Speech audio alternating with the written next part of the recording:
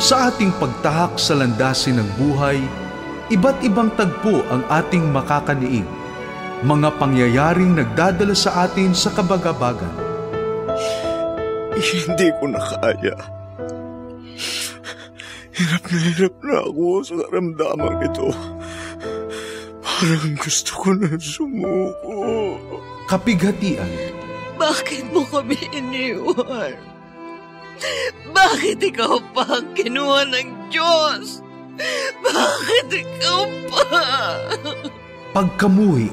Bakit ako naghihirap ng ganito? Anong nagawa kong kasalanan para pagkaitan ng kasaganaan ng buhay? Gaano man kasakit ang maging dagok ng kapalaran, nananatili ang katotohanan na may layunin ang bawat pagsubok sa buhay. Tagumpay sa laban ng buhay. May nakalaang tagumpay sa bawat kabiguan kung tayo lamang ay mananalig sa Diyos na may likha ng lahat ng bagay. Tagumpay sa laban ng buhay.